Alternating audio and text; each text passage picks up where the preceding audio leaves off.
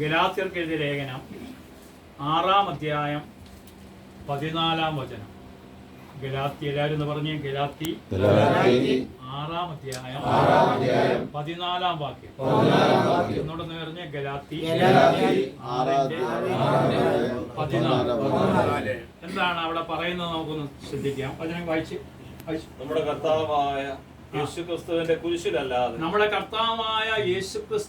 കുരിശിനല്ലാതെ മറ്റൊന്നിലും മേന്മ ഭാവിക്കാൻ എനിക്ക് ഇടയാകാതിരിക്കട്ടെ. പൗലോസ്ലീഹ പറയുക, നമ്മുടെ കർത്താവായ യേശുക്രിസ്തുവിന്റെ കുരിശിലല്ലാതെ. എന്താ ഈ കുരിശ് എന്ന് പറയുന്നത്?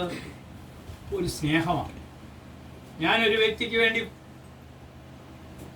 കുരിശാകുക എന്ന് പറഞ്ഞാൽ അതൊരു കുരിശൊരു സ്നേഹമാണ്. നമ്മൾ വിചാരിക്കുന്ന പോലെ സഹനം മാത്രമല്ല, എന്താണ്? സ്നേഹം. കുരിശിലാണ് ദൈവത്തിന്റെ സ്നേഹത്തിന്റെ പൂർണ്ണത.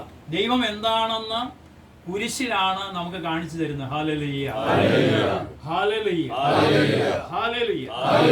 കുട്ടനാട്ടിൽ നടന്നൊരു സംഭവമാണ്. ആ സംഭവം ഇതാണ്. ദാമോദരനും കറിയാച്ചൻ എന്ന് പറഞ്ഞ 2 വ്യക്തികളാണ്. 10-12 വർഷങ്ങൾക്ക് മുമ്പ് നടന്നൊരു സംഭവത്തെ കുറിച്ചാണ് നിങ്ങളോട് പറയുന്നത്. ദാമോദരന് 5 ഏക്കർ പുഞ്ചയുണ്ട്, കറിയാച്ചനും 5 ഏക്കർ പുഞ്ചയുണ്ട്. അപ്പോൾ ദാമോദരനും ഇവർ 2 പേരും കൂട്ടുകാരാണ്. ഇവർ 2 പേരും കൃഷി ഇറക്കി. ആ കൃഷിയിൽ ദാമോദരന്റെ കൃഷിക്ക് ഭയങ്കര പരാജയമായി, വലിയ നഷ്ടം സംഭവിച്ചു. അടുത്ത കൃഷിക്ക് ദാമോദരൻ കൃഷി ഇറക്കാതെ ഇരുന്ന് കണ്ടപ്പോഴേ കറിയാച്ചൻ ചോദിച്ചു, എന്താ ദാമോദരൻ കൃഷി ഇറക്കാതെ ചോദിച്ചപ്പോൾ കറിയാച്ചൻ അറിയാമല്ലോ, ഞാൻ കൃഷി ഇറക്കിയത് മൊത്തം എന്താ പരാജയപ്പെട്ട കാര്യം കറിയാച്ചന് അറിയാമല്ലോ, അതുകൊണ്ട് കൃഷി ഞാൻ ഇറക്കുന്നില്ലെന്ന് പറഞ്ഞു. അപ്പോൾ ദാമോദരനോട് കറിയാച്ചൻ പറഞ്ഞു, കറിയാച്ച കൃഷി ഇറക്കാതിരിക്കേണ്ട, ഞാൻ ഇറക്കിക്കോളാന്ന് പറഞ്ഞു. അതാണെങ്കിൽ വലിയ സന്തോഷമെന്ന് പറഞ്ഞു.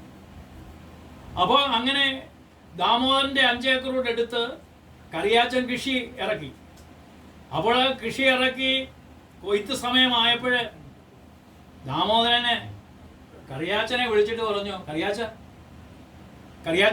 ദാമോദരനെ വിളിച്ചിട്ട് പറഞ്ഞു, ദാമോദര, ഇതാ കൊയ്യാനുള്ള സമയമായി, പാകമായി, നീ കൊയ്തെടുത്തോളാൻ പറഞ്ഞു. അപ്പൊ ദാമോദരൻ ചോദിച്ചു, അതെന്താ കറിയാച്ചൻ അങ്ങനെ പറയുന്നത്? വിത്ത് താങ്കളുടേത്, വളം, ഈ കൂലി എല്ലാം ചെലവാക്കിയത് താങ്കളല്ലേ? അതൊക്കെ ശരി തന്നെ ദാമോദര, പിന്നീട് എന്താ ഞാൻ കൊയ്തെടുക്കാൻ പറയുന്നത്? ദാമോദര, എനിക്ക് 5 ഏക്കർ കൃഷിക്ക് ആവശ്യം പോലും ദൈവം തന്നിട്ടുണ്ട്, നല്ല വിളവാണ്, നിന്റെയും നല്ല വിളവാണ്. എൻ്റെ നിന്ന് കുറെ പണം ചെലവായി എന്നുള്ളതാ. അത് ആർക്ക് വേണ്ടിയാ? എൻ്റെ സ്നേഹിതനായ നിനക്ക് വേണ്ടിയല്ലേ? അതെൻ്റെ കടപ്പാടല്ലേ? അതാണ് ഞങ്ങളുടെ ദൈവം കരുണ. ഈ കുരിശ് പഠിപ്പിക്കുന്ന സ്നേഹം ഇതാ. കർത്താവ് പഠിപ്പിക്കുന്നത് ഞങ്ങളുടെ ബൈബിളിൽ അതാ പഠിപ്പിക്കുന്നതെന്ന് പറഞ്ഞു. അപ്പോൾ ദാമോദരന് നിറകണ്ണുകളോട് ഇതെല്ലാം കേട്ടു, കൊയ്തെല്ലാം എടുത്തു. എല്ലാം കഴിഞ്ഞതിന് ശേഷം കറിയാച്ചനെ കണ്ടു പറഞ്ഞു, ഇനി ഞാൻ എൻ്റെ മതത്തിൽ വിശ്വസിക്കുന്നു.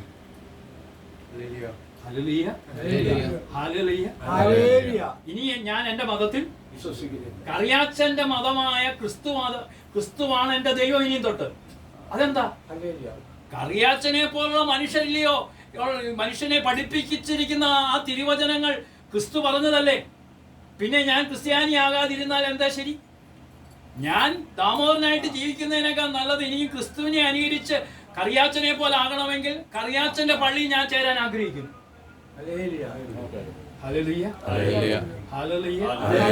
അങ്ങനെ കറിയാച്ചനും ദാമോദരനെ കൊണ്ട് ഇടവാച്ചന്റെ അടുക്ക ചെന്നപ്പോ ഇടവാച്ചൻ ചോദിച്ചു, ദാമോദര, ബൈബിൾ വായിച്ചിട്ടുണ്ടോ? ഇല്ല. ക്രിസ്തുവിനെ കുറിച്ച് എന്തെങ്കിലും അറിയാമോ? ഇല്ല. പിന്നെന്താ ഇപ്പൊ മാമോദീസ മുങ്ങണമെന്ന് പറഞ്ഞേ? എന്തിനാച്ചാ ഇതൊക്കെ വായിക്കുന്നത്? ഈ സുവിശേഷമല്ലേ മുമ്പിൽ നിൽക്കുന്ന കറിയാച്ചൻ? ഈ സുവിശേഷമല്ലേ മുമ്പിൽ നിൽക്കുന്ന? ഇതിന്റെ പേരാണ് നൂറുമേനി. അല്ലാതെ 100 വചനം പഠിച്ച് ഫസ്റ്റ് മേടിച്ചാലൊന്നും മനുഷ്യന്റെ ഹൃദയത്തിൽ മാറ്റം ഉണ്ടാകത്തില്ല. 100 മേനി എന്ന് പറഞ്ഞാൽ എന്റെ വചനം കേട്ട് ഈ 100 മേനി ഫലം പുറപ്പെടുവിക്കുന്ന പറഞ്ഞാൽ എന്താ? അവരെന്റെ വേദന എന്റെ വേദനയാണ്, അവരെന്റെ കടബാധ്യത എന്റെ കടബാധ്യതയാണ്. നിങ്ങളുടെ ഇടവയിൽ കടബാധ്യതയുള്ളവരുണ്ടെങ്കിൽ, ജപ്തി നടപടികളുള്ളവരുണ്ടെങ്കിൽ അതൊക്കെ മാറ്റുന്നതിന്റെ പേരാണ് കത്തോലിക്ക സഭയുടെ കരുണ. ഹല്ലേലൂയ. അതിന്റെ പേരാണ് 100 മേനി. അതിന്റെ പേരാണ് 100 മേനി. അല്ലാത്തൊന്നും 100 മേനി അല്ല പ്രിയരെ. കുറെ വചനങ്ങൾ അറിയാമെന്ന് വിചാരിച്ച അപ്പനെയും അമ്മയും നോക്കാതെ കരുണയില്ലാതെ ജീവിക്കുന്നെന്ന് പറഞ്ഞുകൊണ്ട് എന്തെങ്കിലും അർത്ഥമുണ്ടോ? എന്താണ് 100 മേനി എന്ന് അപ്പോസ്തല പ്രവർത്തനം 4:32 അവിടെയാണ് 100 മേനി എന്ന് പറയുന്നത്. ഇന്നലെ 13-ാം തീയതി ചങ്ങനാശ്ശേരി 100 മേനി ആഘോഷിച്ചല്ലോ. അത് വളരെ നല്ലത്. പക്ഷെ 100 മേനി ആകണമെങ്കിൽ നിന്റെ ഹൃദയത്തിൽ കരുണയുണ്ടാകണം. ഹല്ലേലൂയ. കരുണയില്ലാത്തതൊന്നും 100 മേനി അല്ല. മനസ്സിലായോ? നമ്മളെക്കാൾ കൂടുതൽ വചനം അറിയാൻ സാത്താന്. അവൻ വചനത്തിൽ കൂടിയാ കർത്താവിനെ പരീക്ഷിച്ചത്. ഈ ബൈബിളിലെ മൊത്തം വചനം ആർക്കറിയാം? വചനം അറിഞ്ഞത് കൊണ്ട് കാരണമില്ല. വചനം നിന്റെ ജീവിതത്തിൽ ഒരു ജീവിതമായി മാറണം. കറിയാച്ചനെ പോലെ. കേൾക്കുന്നുണ്ടോ നിങ്ങൾ? ഹല്ലേലൂയ. അപ്പോസ്തല പ്രവർത്തനം 4:32 ഹെഡിങ് എന്താ? സിന്നിച്ച ഉറക്കെ വായിച്ചേ. എന്താണ്? എല്ലാവരും പറഞ്ഞേ, വിശ്വാസികളുടെ. അടുത്തിരിക്കുന്ന വ്യക്തിയോട് പറ, വിശ്വാസികളുടെ കൂട്ടായ്മ. വിശ്വാസം ഉണ്ടോ എന്ന് ചോദിച്ചാൽ വിശ്വാസം ഉണ്ടോ? ഈ കൂട്ടായ്മ വന്നിരിക്കുന്നു. എന്താ വിശ്വാസികളുടെ കൂട്ടായ്മ എന്ന് ബൈബിള് പഠിപ്പിക്കുക കേട്ടോ. ബൈബിള് പഠിപ്പിക്കുക. വിശ്വാസികളുടെ കൂട്ടായ്മ എന്താണെന്ന് ബൈബിള് പഠിപ്പിക്കുക. ശ്രദ്ധിച്ചേ. വിശ്വാസികളുടെ സമൂഹം ഒരു ഹൃദയവും ഒരു ആത്മാവുമായി. കണ്ടോ? ദൈവവചനം 100 മേനിയുള്ളവന്റെ ഹൃദയം, ഞാനും ഇദ്ദേഹത്തിന്റെ ഹൃദയവും എന്റെ ഹൃദയവും ഈ സഹോദരന്റെ ഹൃദയവും. ഇങ്ങോട്ട് പിടിച്ചേ. ഈ സഹോദരന്റെ ഹൃദയവും എന്റെ ഹൃദയവും ഒന്നാണ്. ആണോ? കുടുംബത്തിൽ ഭാര്യ ഭർത്താക്കന്മാരുടെ ഹൃദയം പോലും ഒന്നല്ല. എന്നിട്ട് വിശ്വാസികളുടെ ഹൃദയം എങ്ങനെയായിരുന്നു? ഒരു ആത്മാവും ഒരു ഹൃദയവുമായിരുന്നു. അതിന്റെ അർത്ഥം എന്നാ? ഈ സഹോദരന്റെ വേദന എന്റെ വേദനയാണെന്ന്. ഹല്ലേലൂയ. അപ്പൊ വിശ്വാസി, അതാണ് പരിശുദ്ധ കത്തോലിക്ക സഭ. AD 325 വർഷം. ഹല്ലേലൂയ. ഹല്ലേലൂയ. ഒരു ഹൃദയവും AD 325 വർഷവും എല്ലാ 325 വർഷത്തിലെ സഭയിലെ മക്കളെല്ലാം വിശുദ്ധരാ. ഹല്ലേലൂയ. പരിശുദ്ധ കത്തോലിക്ക സഭയിൽ ഞാനും നിങ്ങളും വർഷത്തിൽ ഒരിക്കലല്ല വിശുദ്ധരാകേണ്ടത്. എല്ലാ ദിവസവും വിശുദ്ധിയിലേക്ക് വിളിക്കപ്പെട്ടിരിക്കുന്നവരാ നമ്മൾ. ഹല്ലേലൂയ. അപ്പൊ എന്താ വിശുദ്ധിയുടെ ലക്ഷണം? ഒരു ഹൃദയവും ഒരു ആത്മാവും ആയിരുന്നു. പറഞ്ഞു. ഒരു ഹൃദയവും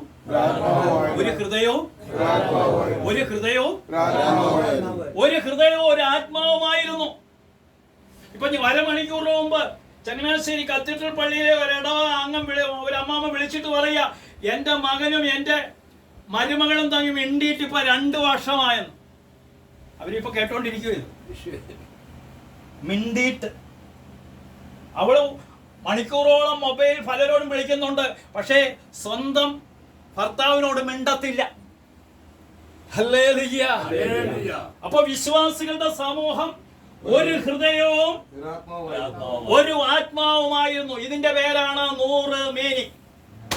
ഇതിന്റെ പേരാണ് ഹല്ലേലൂയ.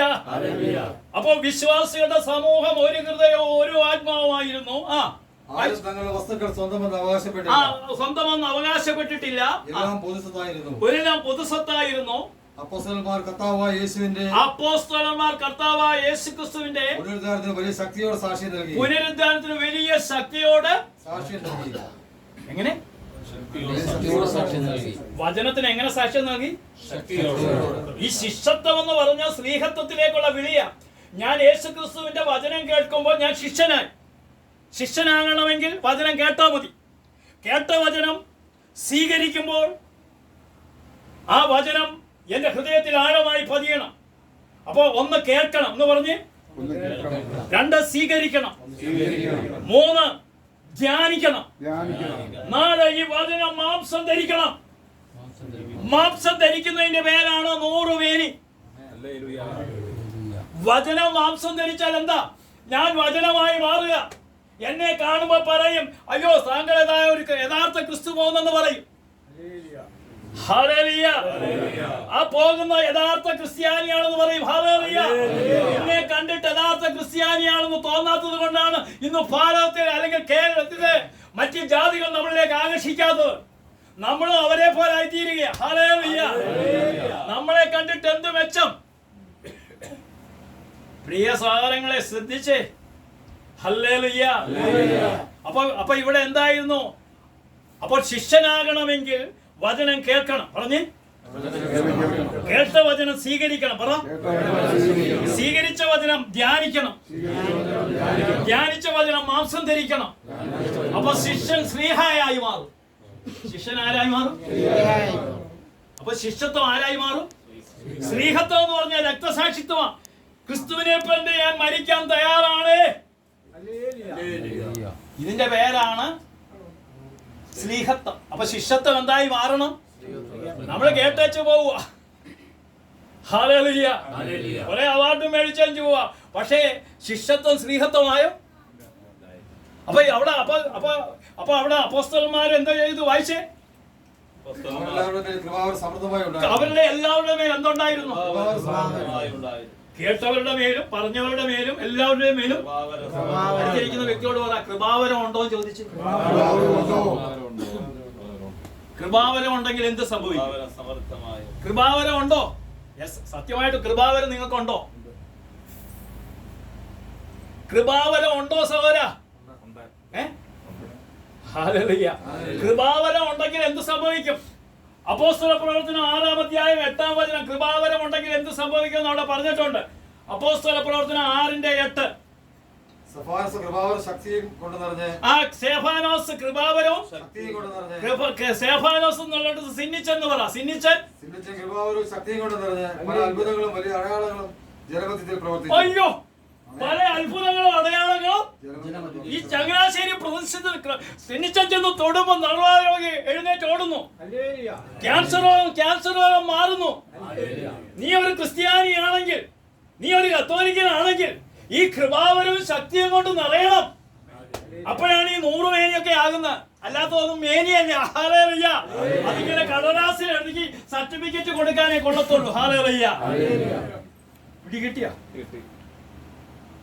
അപ്പൊ സ്തെഫാനോസ് എന്നുള്ളടത്ത് സിന്നിച്ചൻ കൃപാവരവും ശക്തിയും കൊണ്ട് നിറഞ്ഞു. പല അത്ഭുതങ്ങളും ചങ്ങനാശ്ശേരി പ്രവർത്തിച്ചെന്ന് പറ. ആര്? ഹല്ലേലൂയ. എന്താ നിങ്ങൾക്ക് സന്തോഷമില്ലേ? അപ്പൊ വായിച്ചേ, അടുത്ത വായന പറയുന്നു. അപ്പൊ ശ്രദ്ധിക്കുക, ഇങ്ങനെ വലിയ കൃപാവരം നിറഞ്ഞു കഴിഞ്ഞാൽ ഞാൻ തൊടുന്ന വ്യക്തി സൗഖ്യപ്പെടും. ഒന്ന് തൊട്ടാ മതി. ഹല്ലേലൂയ. ഹല്ലേലൂയ. അപ്പൊ കൃപാവരവും ശക്തിയും കൊണ്ട് നിറയാനാണ് ഈ വചനം നമ്മൾ കേൾക്കുന്നത്. കേട്ട വചനം സ്വീകരിക്കണം. പറഞ്ഞേ, കേട്ട വചനം സ്വീകരിക്കണം, സ്വീകരിച്ച വചനം ധ്യാനിക്കണം, ധ്യാനിച്ച വചനം മാംസം ധരിക്കണം. മാംസം ധരിക്കുമ്പോൾ എന്തുണ്ടാവും? കൃപാവരം കൊണ്ട് നിറയും. പിന്നെ പിടിച്ച കിട്ടത്തില്ലെന്ന് തന്നെ. എന്നെ പിടിച്ച കിട്ടില്ലെന്ന്.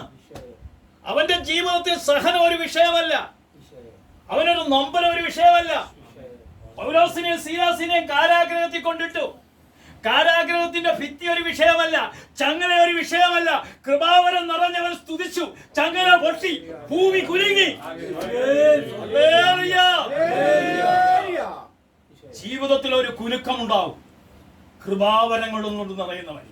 അതിനുവേണ്ടിയാണ് ക്രിസ്ത്യാനി നിന്നെ വിളിച്ചിരിക്കുന്നത്. ഹല്ലേലൂയ. പ്രിയ സഹോദരങ്ങളെ, നിങ്ങള് വിളിച്ചിരിക്കുന്നതാ. കഴിഞ്ഞ പ്രാവശ്യം ക്ലാസ് എടുത്തല്ലോ ജോസിയുടെ വീട്ടിൽ. അപ്പൊ എറണാകുളത്തുകാരുടെ കമന്റ് വന്നു. നിങ്ങൾ വായിച്ചായിരുന്നോ?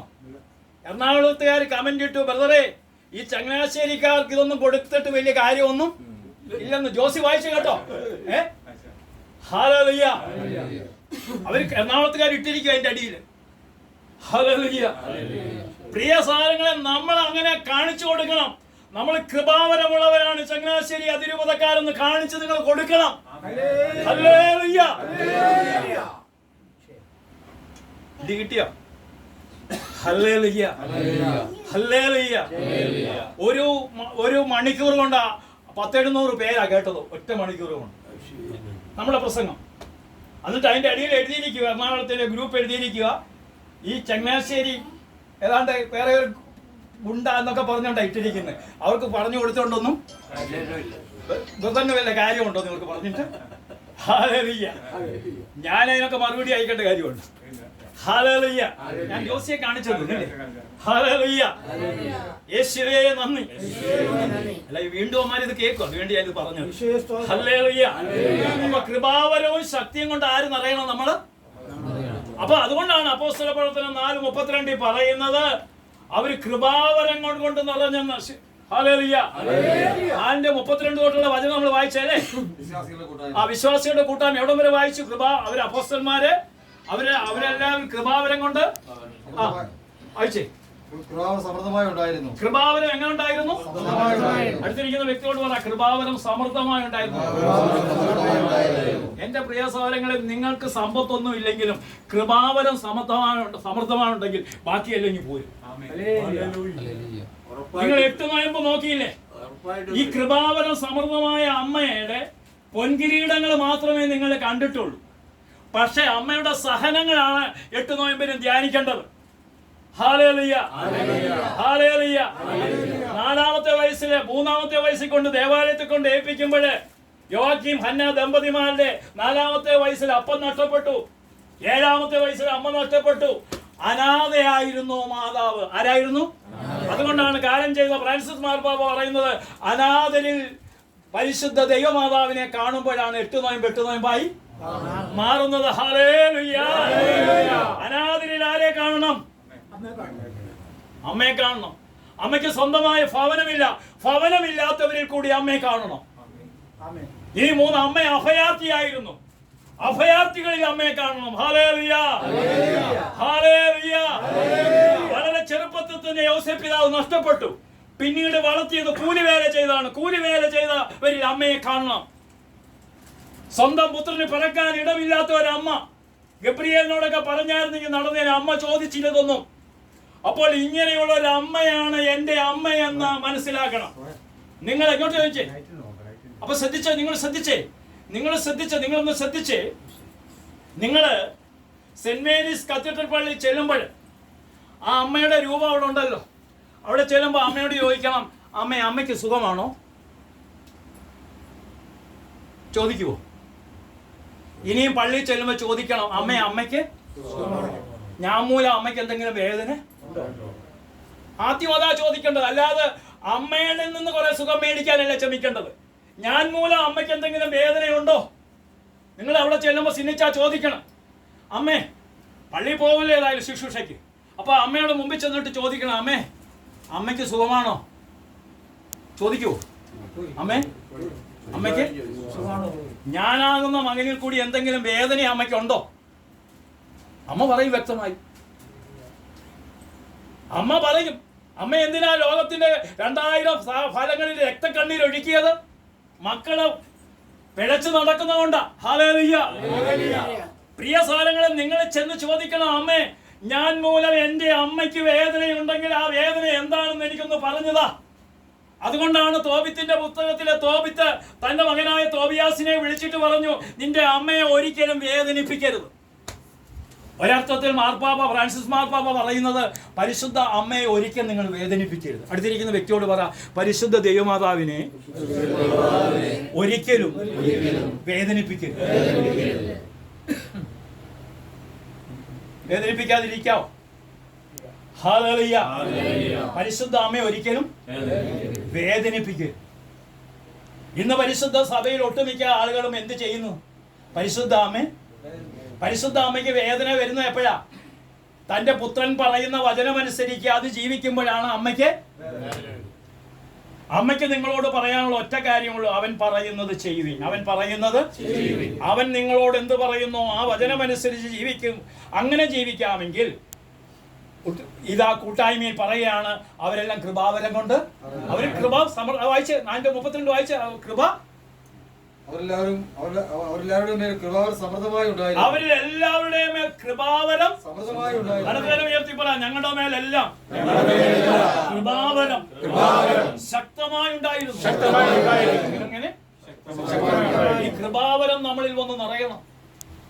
അപ്പൊ അവരെല്ലാവരുടെയും മേൽ കൃപാവരം സമൃദ്ധമായി ഉണ്ടായിരുന്നു. അവരുടെ ഇടയിൽ ദാരിദ്ര്യം അനുഭവിക്കുന്നവർ ആരും ഉണ്ടായിരുന്നില്ല. കണ്ടോ, അവരുടെ ഇടയിൽ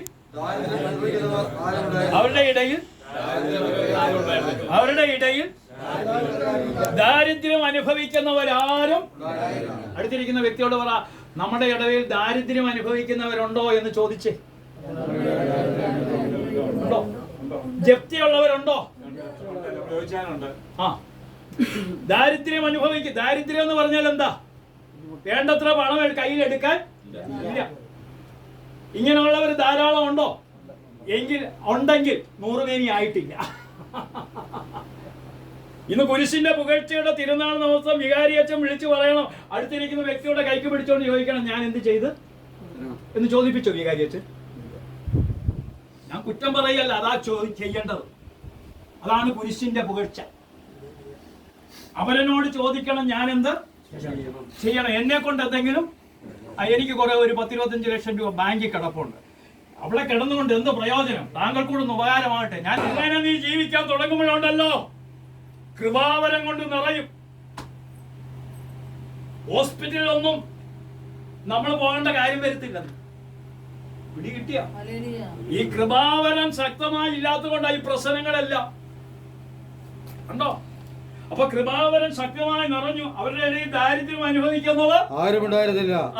കാരണം പറമ്പും വീടും സ്വന്തമായി ഉണ്ടായിരുന്നവരെല്ലാം അവയെത്ര വിറ്റ് കിട്ടിയ തുക അപ്പസ്തലന്മാരുടെ കാൽക്കൽ അർപ്പിച്ചു. അങ്ങനെ സമർപ്പിച്ചില്ലെങ്കിലും നിങ്ങൾക്ക് സമ്പത്തുണ്ടെങ്കിൽ അത് പങ്കുവയ്ക്കുന്നതിന്റെ പേരാണ് കൃപാവരം.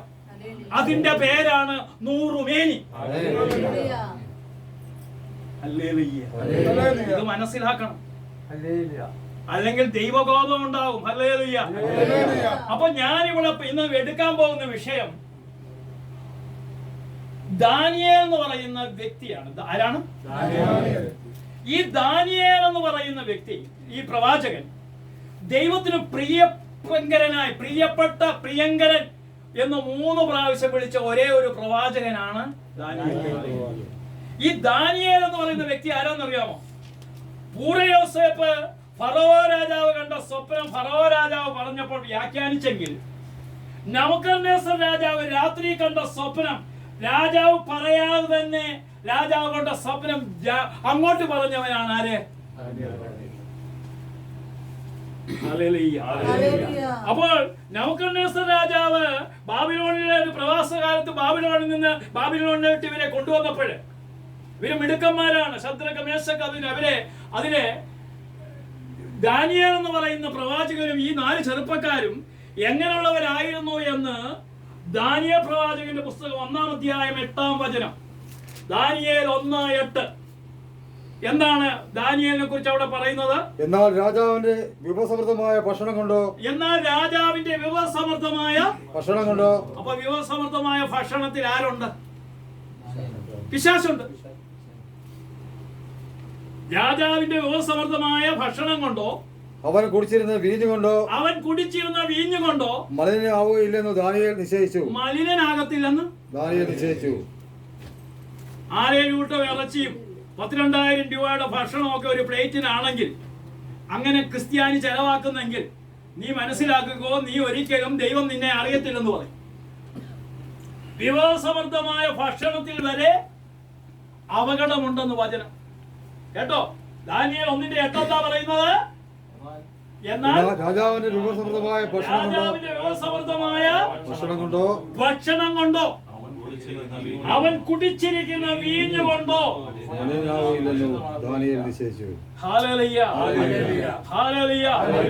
ഓണകാലം ഏറ്റവും കൂടുതൽ കള്ളു കുടിച്ച ക്രിസ്ത്യാനിയാണെന്നാ കണക്ക്.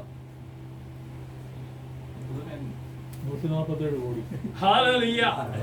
പ്രിയ സഹോദരങ്ങളെ ശ്രദ്ധിച്ചോ, നമ്മൾ അനുദിന ജീവിതത്തിൽ മലിനനായിക്കൊണ്ട് 2 വെള്ളത്തെ കാല് ചവിട്ടിക്കൊണ്ട് അങ്ങോട്ട് പോകാമെന്ന് നിങ്ങൾ വിചാരിക്കണ്ട. ഹല്ലേലൂയ. ഈ 2 വെള്ളത്തെ കാല് ചവിട്ടുന്നത് കൊണ്ടാണ് ഇനിയും ദുർഘടം പിടിച്ച നാളുകൾ വരാൻ പോവുക. ഇനി ഇപ്പൊ നിങ്ങളൊക്കെ ഇങ്ങനെ വീട്ടിലിരിക്കുക, പക്ഷെ വെളിയിലിറക്കിയൊക്കെ ഇറങ്ങി നടക്കാം. ഇനി വെളിയിൽ ഇറങ്ങാൻ നടക്കാത്ത കാലഘട്ടങ്ങൾ വരാൻ പോവുക.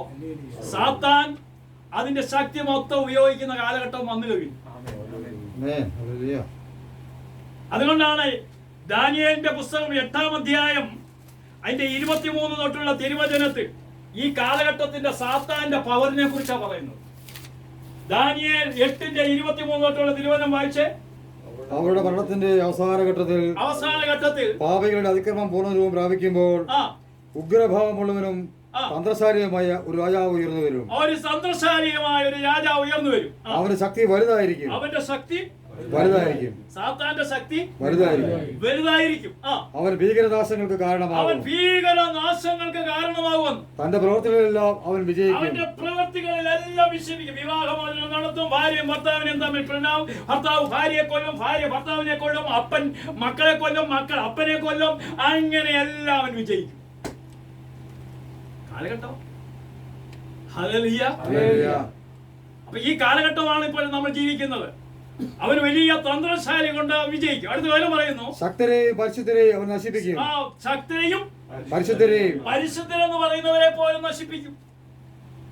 എങ്ങനെ നശിപ്പിക്കുന്നത്?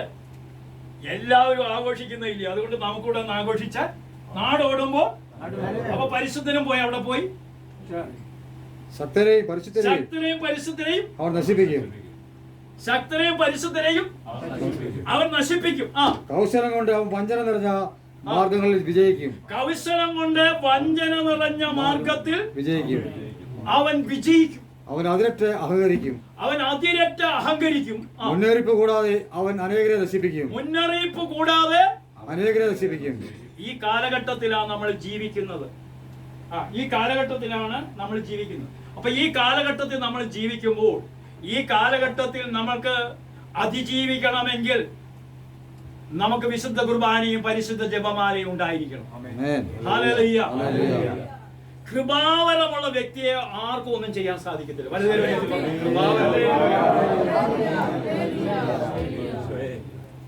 അപ്പൊ ഈ ദാനിയേല് നബൂഖദ്നേസർ രാജാവിന്റെ സ്വപ്നം വ്യാഖ്യാനിച്ചപ്പോൾ ദാനിയേൽ 2:46 എന്താ പറയുന്നത്? ഈ നബൂഖദ്നേസർ രാജാവ് എന്ന് പറയുന്നത് അന്നത്തെ ഏറ്റവും വലിയ ബാബിലോണിലെ ഏറ്റവും വലിയ എന്ന് പറഞ്ഞാൽ ആ രാജ്യത്തിന്റെ അതിർത്തി ഇന്ത്യ വരെയുണ്ട്. അങ്ങനെ 10-17 രാജ്യങ്ങളുടെ വിസ്തൃതിയുള്ള ഒരു രാജ്യത്തിന്റെ രാജാവായിരുന്നു ആര്? നബൂഖദ്നേസർ രാജാവ്. നബൂഖദ്നേസർ രാജാവിന്റെ സ്വപ്നം വ്യാഖ്യാനിച്ചപ്പോൾ, കൃപാവരമുള്ള ദാനിയേൽ വ്യാഖ്യാനിച്ചപ്പോൾ അതിന്റെ 2:46 എന്താ പറയുന്നത്? അപ്പോൾ നബൂഖദ്നേസർ രാജാവ് സാഷ്ടാംഗം വീണ് ദാനിയേലിനെ വധിച്ചു. സാഷ്ടാംഗം വീണ് ദാനിയേലിനെ വധിച്ചു. പ്രിയ സഹോദരങ്ങളെ, നിങ്ങൾ കൃപാവരമുള്ളവനാണെങ്കിൽ നിങ്ങളെ വിജാതിയർ വന്ദിക്കും.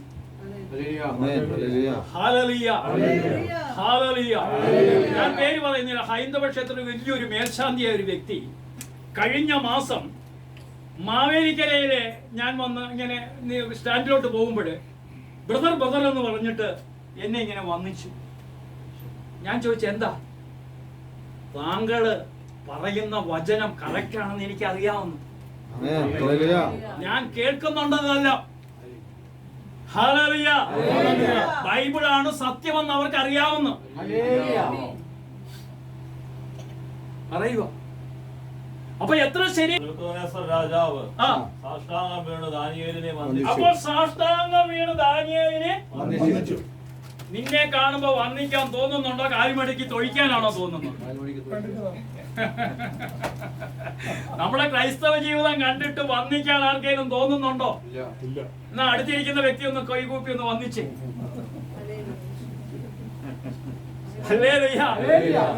അപ്പൊ വന്നിച്ചിട്ട് എന്തെടുത്തു? കാഴ്ചയും ധൂപവും അവന് വേണ്ടി അർപ്പിച്ചു. രാജാവ് ദാനിയേലിനോട് പറഞ്ഞു, നിന്റെ ദൈവം സത്യമായി ദേവന്മാരുടെ ദൈവം. നിന്റെ ദൈവം കണ്ടോ, മേൽശാന്തി പറഞ്ഞ പോലെ നിന്റെ ദൈവം ഉണ്ടല്ലോ, സത്യമായും സത്യമായും. ദേവന്മാരുടെ ദൈവവും. നീയും അവരും അവരുടെ ദൈവവും നമ്മുടെ ദൈവവും ഒന്നാണെങ്കിൽ അവര് പറയുമോ?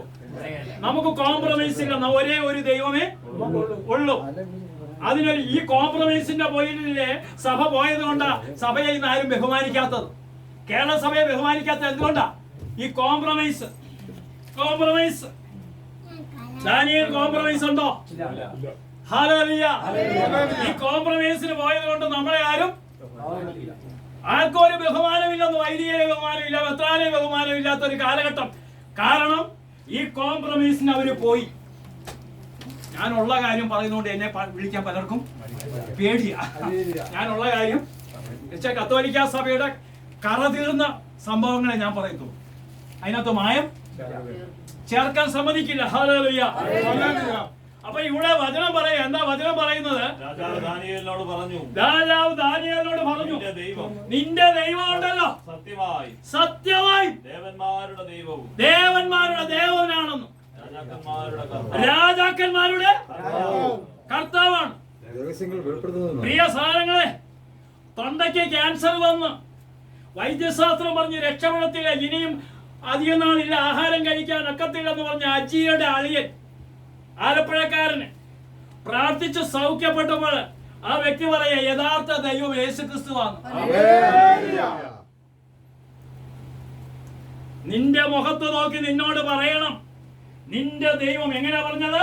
നിന്റെ ദൈവം സത്യമായും ദേവന്മാരുടെ ദൈവവും രാജാക്കന്മാരുടെ കർത്താവും രഹസ്യങ്ങൾ വെളിപ്പെടുത്തുന്നവനും.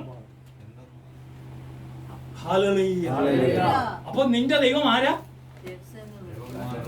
ദേവന്മാരുടെ ദേവനും രാജാക്കന്മാരുടെ എന്ന് പറയിപ്പിക്കാനാണ് നീ ജീവിക്കേണ്ടത്. അല്ലാതെ അവരുടെ കാര്യം കണ്ട് നമ്മളിപ്പോ എന്താ ചെയ്തുകൊണ്ടിരിക്കുന്നത്? ഗലാത്യ സഭയോട് പറഞ്ഞ കാര്യം ഇന്ന് ചങ്ങനാശ്ശേരിക്കാരോട് പറഞ്ഞാൽ പൗലോസ് വന്നാൽ ആദ്യം അടി തന്നിട്ടേ പൗലോസ് തുടങ്ങത്തുള്ളൂ. ഗലാത്യർക്ക് എഴുതിയ ലേഖനം 4-ാം അധ്യായം 8 തൊട്ട് 10 വരെയുള്ള വചനം. ദൈവത്തെ അറിയാതിരുന്ന അന്ന് നിങ്ങൾ യഥാർത്ഥത്തിൽ ദൈവമല്ലാത്തവയെ സേവിച്ചു. ഇപ്പോൾ നിങ്ങൾ ദൈവത്തെ അറിയുന്നു. അതിലുപരി ദൈവം നിങ്ങളെ അറിയുന്നു. അതിലുപരി എന്റെ ദൈവം എന്നെ അറിയുന്നു. ഇതാണ് ആത്മീയത. ഇത് മാത്രം നിങ്ങൾ പറഞ്ഞാൽ മതി. അതിലുപരി എന്റെ ദൈവം എന്നെ അറിയുന്നു. പ്രിയ സഹോദരങ്ങളെ, മറ്റാർക്കും എന്നെ അറിയാൻ സാധിച്ചില്ലേലും, കൂടെ ഒരു മുറിയിൽ കട്ടിലേ കിടക്കുന്ന ഭാര്യയ്ക്ക് നിന്നെ അറിയാൻ സാധിച്ചില്ലേലും, നിന്റെ ദൈവത്തിന് നിന്നെ പൂർണ്ണമായി അറിയാം. ഇത് ഒരു ആത്മീയ മനസ്സിലുണ്ടെങ്കിൽ ആരുടെ സ്നേഹം അവന് ആവശ്യമില്ല.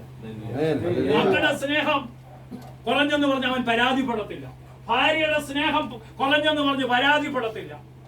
പ്രിയ സഹോദരങ്ങളെ, അതിലുപരി എന്റെ ദൈവം എന്നെ അതിലുപരി എന്റെ ദൈവം എന്നെ അറിയുന്നു. ഉറക്കെ പറഞ്ഞു, അതിലുപരി എന്റെ ദൈവം എന്നെ അറിയുന്നു. ചേട്ടൻ മത്തായിച്ചന്റെ ചേട്ടന്റെ കൈക്ക് പിടിച്ചോണ്ട് പറ, അതിലുപരി എന്റെ ദൈവം എന്നെ അറിയുന്നല്ലോ. മത്തായിച്ചേട്ടന്റെ മുഖത്ത് നോക്കി പറ, അതിലുപരി ദൈവം എന്നെ അറിയും. എന്റെ ദൈവം എന്നെ അറിയും. തുറന്ന് വായിച്ചേ. ആകയാൽ ബദ്ധങ്ങളും ബലഹീനങ്ങളുമായ പ്രപഞ്ച ശക്തിയുടെ അടുത്തേക്ക് ഈ പ്രപഞ്ച ശക്തിയുടെ അടുക്കലേക്ക് നിങ്ങൾ രാഹുകാലം നോക്കാനും നക്ഷത്രം നോക്കാനും സമയം നോക്കാനും ഒക്കെ നിങ്ങൾക്ക് എങ്ങനെ നിങ്ങൾക്ക് മനസ്സ് വന്നു? ഒരിക്കൽ കൂടി നിങ്ങൾ സേവകരാകാൻ ഇച്ഛിക്കുന്നു. നിങ്ങൾ ചിങ്ങമാസം നോക്കുന്നു. ചിങ്ങം 1 അത്തപ്പൂ. ക്രിസ്ത്യാനികളുടെ വീട്ടിലും അത്തപ്പൂ. ആർക്കാ അത്തപ്പൂ? തൃക്കാക്കരെ അപ്പന്റെ അത്തപ്പൂ നമ്മുടെ പള്ളിമുറ്റത്ത്. നിങ്ങൾ ദിവസങ്ങൾ നോക്കുന്നെന്ന്. ഇനി മാസം എന്താ? മാസം ചിങ്ങമാസം, കന്നിമാസം, മകരം തിരുനാള്, കുംഭം തിരുനാള്. ഇത് നോക്കല്ലെന്ന് എഴുതി വെച്ചിരിക്കുക ബൈബിളില്. ഇവിടെ കൃത്രിമം കാണിക്കാൻ പാടില്ല. നിങ്ങൾ ദിവസങ്ങളും മാസങ്ങളും ഋതുക്കളും വർഷങ്ങളും ആചരിക്കുന്നു. ശരിയല്ലേ? നിങ്ങളും മലയാള മാസം ആചരിക്കുന്നില്ലേ? എന്നിട്ട് നിങ്ങൾ എങ്ങനെ ദൈവത്തെ വിളിക്കാൻ നിങ്ങൾക്ക് തോന്നുന്നു? ഇതിനെ മൂടി വെക്കാൻ ഒക്കുമോ?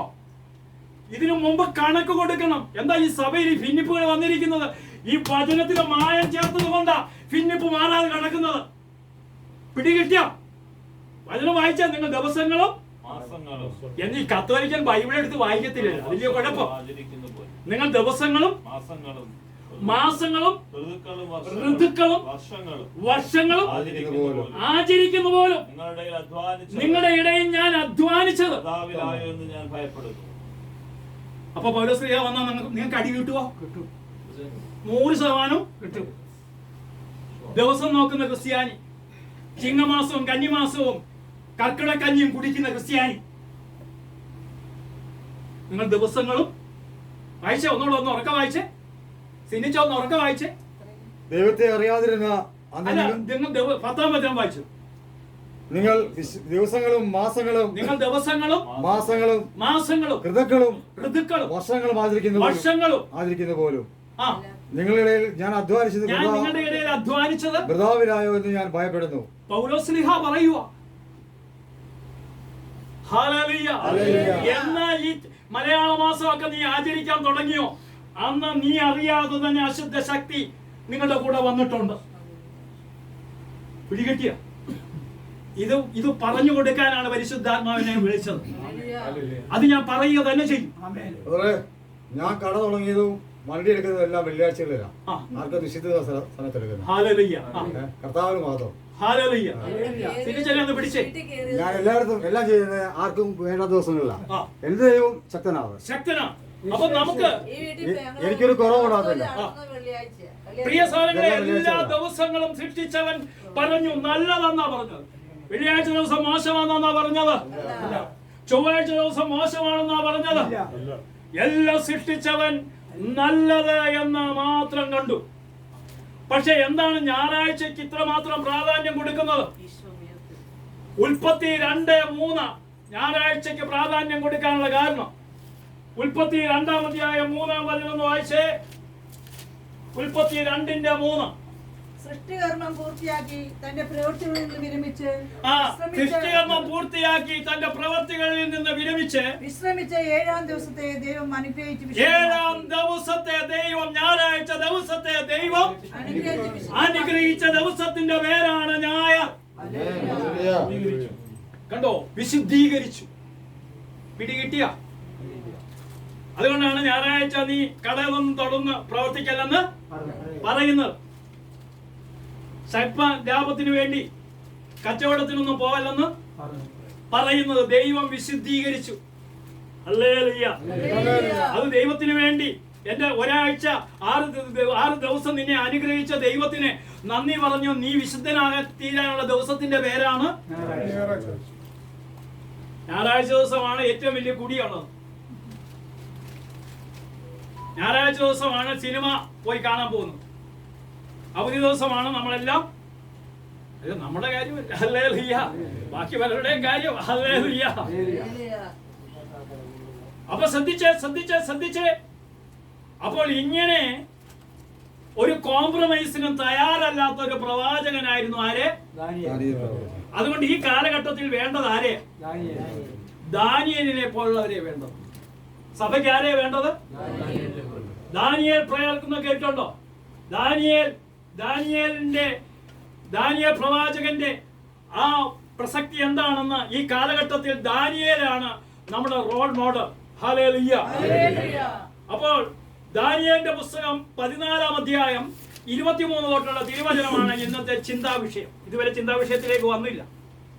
ദാനിയേൽ 14:23 തൊട്ടുള്ള തിരുവചനം ഉറക്കെ വായിച്ചേ. ബാബിലോണിയർ ആദരിച്ചു പോന്ന ഒരു വ്യാളം ഉണ്ടായിരുന്നു. ഈ വ്യാളം എന്ന് പറഞ്ഞാൽ, അന്ന് വ്യാളം എന്ന് പറഞ്ഞാൽ പാമ്പിനേക്കാളൊക്കെ വലിയൊരു കാലം. അതിന്റെ വംശം നഷ്ടപ്പെട്ടത് കൊണ്ട് ഇപ്പൊ അതില്ല. ഈ വ്യാളം 2-3 മനുഷ്യനും ഒരുമിച്ച് വീഴുന്നു. അപ്പോൾ ബാബിലോണിയർ ഇങ്ങനെ വ്യാളം, ഞങ്ങൾ ഇങ്ങോട്ട് വരുമ്പോൾ 6-7 തലയുള്ള അതിന്റെ പുറത്ത് ഒരുത്തം കയറിയിരിക്കുന്നു. റോട്ടിലെല്ലാം ബ്ലോക്ക് ആയിരുന്നു. എന്ന് പറയുന്ന പോലെ ബാബിലോണിയർ ആദരിച്ചിരുന്ന ഒരു വ്യാളം ഉണ്ടായിരുന്നു. ഒരു വ്യാളം ഉണ്ടായിരുന്നു. രാജാവ് ദാനിയേലിനോട് പറഞ്ഞു, രാജാവ് ദാനിയേലിനോട് പറഞ്ഞു, ഇത് ജീവനുള്ള ദേവനാണ് എന്നത് നിനക്ക് നിഷേധിക്കാനാവില്ല. ഇത് ജീവിക്കുന്ന ദൈവമാണെന്ന് നിനക്ക് നിഷേധിക്കാൻ ആവില്ല. ഒരു രാജ്യത്തിന്റെ രാജാവ് നമ്മളോടൊക്കെ പറയുവാണെങ്കിൽ കുഴപ്പമില്ല രാജാവേ, അതിനും എല്ലാത്തിനും ഉണ്ടല്ലോ ഈ ശകലമൊക്കെ സത്യങ്ങളൊക്കെ. അവിടെ ഇവിടെയൊക്കെ ഉണ്ട്. പണ്ട് പാലായി ഒരു അച്ഛൻ ഇടവേലിങ്ങനെ പ്രസംഗിക്കുക, 1000 വോൾട്ടിന്റെ ബൾബ് ക്രിസ്തു, 100 വോൾട്ടിന്റെ ബൾബ് അവരുടെ ദൈവം. അപ്പൊ ബൾബിന് വോൾട്ട് ശകലം കൂടുതൽ ക്രിസ്തുവിനുണ്ടെന്നേ ഉള്ളൂ. ഇടവക്കാർക്ക് പറഞ്ഞു അച്ഛന്റെ പ്രസംഗം വളരെ ഭയങ്കര ബുദ്ധിയാണ്. ഇവനെങ്ങനെ പിന്നെ യഥാർത്ഥ വിശ്വാസത്തിൽ വരും? അപ്പൊ ബാബിലോണിയർ ആദരിച്ചിരുന്ന ഒരു വ്യാളം ഉണ്ടായിരുന്നു.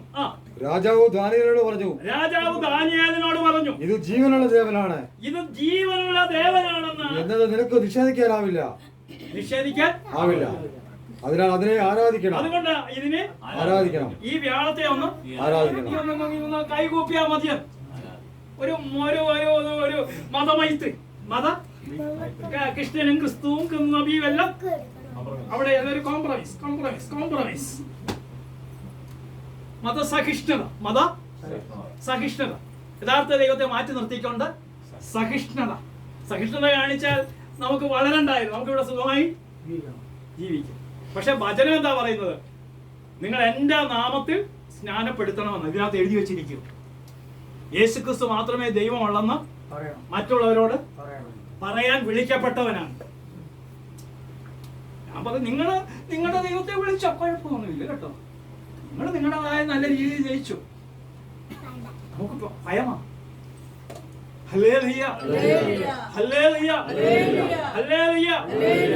അപ്പൊ ഇവിടെ ദൈവത്തിന്റെ വചനം എന്താ പറയുന്നത്? ദാനിയേൽ പറഞ്ഞു, ദാനിയേൽ എന്ത് പറഞ്ഞു? ഞാൻ എന്റെ ദൈവമായ കർത്താവിനെ ആരാധിക്കും. രാജാവ്, നീ വലിയ രാജാവൊക്കെയാ, ശരി. രാജാവിന്റെ മുഖത്ത് നോക്കി പറഞ്ഞു, ഞാൻ എന്റെ ദൈവമായ കർത്താവിനെ ആരാധിക്കും. ഞാൻ എന്റെ ദൈവമായ കർത്താവിനെ ആരാധിക്കും. ഞാൻ എന്റെ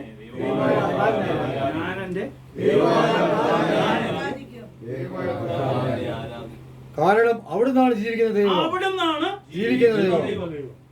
കൃഷ്ണന്റെ ഒരു രൂപവും ആറുമുള കണ്ണാടിയും കൊണ്ട് കൊടുത്ത് നരേന്ദ്രമോദിക്ക് ഒരു വലിയൊരു പിതാവ് കൊണ്ട് കൊടുത്ത, ഏത് പിതാവെന്ന് ഞാനിപ്പോ പറയുന്നത്. അപ്പൊ മോദി പറഞ്ഞു, കൊള്ളാം കൊള്ളാം കൊള്ളാം, പിതാവിന് വെറുതെ കിട്ടി. ഇതാണ് കോംപ്രമൈസ്. അപ്പൊ 2 CBSE സ്കൂളിൽ പോരും ഒറ്റയടി. നമുക്കിതൊക്കെ മതിയല്ലോ, യേശു ക്രിസ്തുവിനെ ഒന്നും. നമുക്ക് സ്കൂളും കോളേജും ഒക്കെ നടത്തി പിള്ളേരെ വഷളാക്കി ഇങ്ങനെ അതപ്പതിച്ച് ഒരു കത്തോലിക്ക സഭയിലാണ് ഏറ്റവും കൂടുതൽ വിവാഹമോചനം നടക്കുന്നത്. അറിയാമോ നിങ്ങൾക്ക്? ഒരു വർഷം 1200 വിവാഹമോചന തൃശ്ശൂർ അതിരൂപതയിൽ നടക്കുന്നത്. 3ാം സ്ഥാനം ചങ്ങനാശ്ശേരിക്ക്. ഉണ്ടോ? നമ്മൾ പ്രാർത്ഥിച്ച് ഇത്രയൊക്കെ ആയില്ലേ?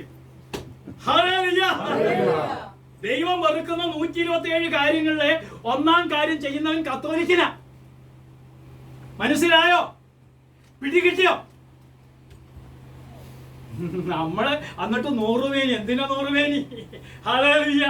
ജീവിതമില്ലാതെ 100 മേനി ഉണ്ടോ? ഹല്ലേലൂയ. അപ്പൊ വായിച്ചേ, ഞാൻ എന്റെ ദൈവമായ കർത്താവിനെ രാജാവിന്റെ മുഖത്ത് നോക്കി.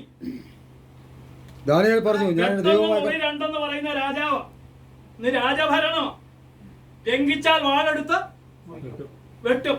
അങ്ങനെ രാജാവിന്റെ മുഖത്ത് നോക്കി ദാനിയേൽ പറഞ്ഞു, ഞാൻ എന്റെ ദൈവത്തെ മാത്രമേ ആരാധിക്കൂ. കാരണം അവിടുന്നാണ് ജീവിക്കുന്ന ദൈവം. അവിടുന്നാണ് ജീവിക്കുന്ന ദൈവം. കാരണമുണ്ട്, ആരാധിക്കാൻ നമുക്ക് കാരണമുണ്ട്. കൈകൊട്ടി പാടാനേറെ എന്ന് കരടിച്ച് ആരാധിക്കാൻ നമുക്ക് കൈകൊട്ടി പാടാനേറെ. അപ്പൊ ആരാധിക്കാൻ ഒരു കാരണമുണ്ട്. അവിടുന്നാണ് ജീവിക്കുന്ന ദൈവം. ഞാനിത് പറഞ്ഞുകൊണ്ടിരിക്കുമ്പോൾ എന്റെ അരികിൽ ഒരു ദൈവമുണ്ട്. അവൻ ഒരിടത്തും പോയിട്ടില്ല, അവൻ ഇവിടെ ഉണ്ട്. അവൻ എന്റെ കൂടെ ഉണ്ടെങ്കിൽ എനിക്ക് പേടിക്കണ്ടോ? ഞാനുള്ളത് സത്യമായി പറയും. ഇതിനകത്ത് മായം ചേർക്കത്തില്ല, മായം ചേർക്കത്തില്ല. തലയല്ല വലുത്, തല തന്നവനാ വലുത്. തല എനിക്ക് വലുതല്ലെന്ന്. തല തന്നവൻ വലുതാണെങ്കിൽ പിന്നെ തല പോയിട്ട് എന്താ കാര്യം? ഹല്ലേലൂയ. ഹല്ലേലൂയ. ഈ 31 വർഷങ്ങൾക്ക് മുമ്പ് ഒരു സൈഡ് RSSകാരെല്ലാം കൂടെ വളർന്നിട്ട് പറഞ്ഞു നിന്നെ കൊണ്ട് വചനം പറയാത്. ഞാൻ പറഞ്ഞു നിങ്ങളുടെ കയ്യിൽ നിന്ന് രക്തസാക്ഷിത്വം മേടിക്കാൻ വേണ്ടി ഞാൻ ഇറങ്ങിയിരിക്കുന്നു, നിങ്ങൾ എന്തെങ്കിലും ചെയ്യാൻ പറഞ്ഞു. അവന്മാര് തള്ളിയിട്ടിട്ട് എന്നെ അങ്ങ് പോയി. ഹല്ലേലൂയ. 31 വർഷത്തിന് മുമ്പ് ഞാൻ പറഞ്ഞു തല തന്നാനാ എനിക്ക് വലുത്. ഹല്ലേലൂയ. ഇന്ന് നീ മരിച്ച സ്വർഗത്തിൽ പോയില്ലേ, നിന്റെ ഈ പ്രാർത്ഥന കൊണ്ട് ഉടായ്പ കൊണ്ട് എന്തെങ്കിലും അർത്ഥമുണ്ട്? കർത്താവ് പറയും നിന്നെ ഞാൻ അറിയുന്നില്ല തങ്കച്ചായ എന്ന് പറഞ്ഞ അർത്ഥമുണ്ട് അച്ഛാ. അതുകൊണ്ട് ഈ കാലഘട്ടത്തിന് വർഗീസ് മാവേലിക്കരെ പോലെ 10,000 പരിശുദ്ധമേ ഇറക്കാൻ പോകും. സിനിച്ചന് മനസ്സിലായോ? കത്തോലിക്ക സഭയിലെ എന്നെ പോലുള്ള 10,000 ഇറക്കാൻ പോകും. ഹല്ലേലൂയ. അപ്പൊ നാണം കെടും പലരും. ഹല്ലേലൂയ. യേശുവേ നന്ദി. ഒന്നീ അഭിമാനത്തോടു കൂടി ജീവിക്കണമോ, അല്ലെങ്കിൽ 2 വള്ളത്തെ കാല് ചവിട്ടിക്കൊണ്ട് ഇങ്ങനെ നടക്കാൻ നോക്കുമോ നമുക്ക്? ഒരിക്കലും ഒക്കില്ല. അപ്പൊ ദാനിയേൽ എന്ത് പറഞ്ഞു? ഞാൻ എന്റെ ദൈവത്തെ ആരാധിക്കും. കാരണം എന്താ? ജീവിക്കുന്ന ദൈവമാണ്. അവിടുന്നാണ് ജീവിക്കുന്ന ദൈവം. ആമേൻ. ഹല്ലേലൂയ. അവിടുന്നാണ് ജീവിക്കുന്ന ദൈവം. ഇപ്പൊ തന്നെ ഒരു ദൈവിക സാന്നിധ്യം കടന്നു വരുന്നുണ്ട്.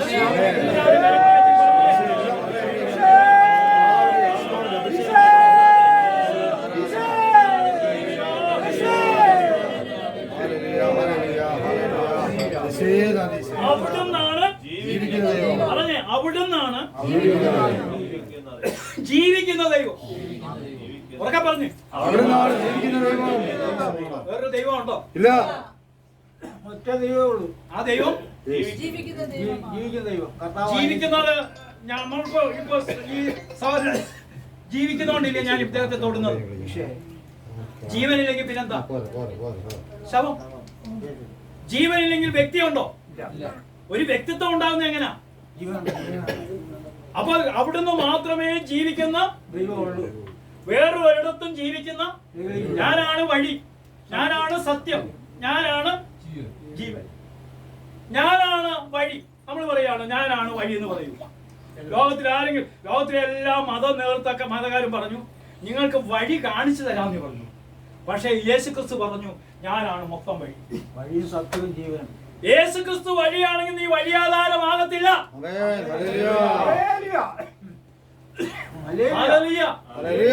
അവിടുന്നാണ് ജീവൻ, ജീവിക്കുന്ന ദൈവം.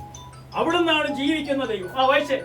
രാജാവേ, നീ അനുവദിച്ചാൽ വാളോ വടിയോ കൂടാതെ ഞാൻ അതിനെ കൊല്ലാം. നീ അനുവദിച്ച വാളും വടിയോ കൂടാതെ ഞാൻ അതിനെ കൊല്ലാം. വാളും വേണ്ട, വടിയും വേണ്ട, വടിയും വേണ്ട.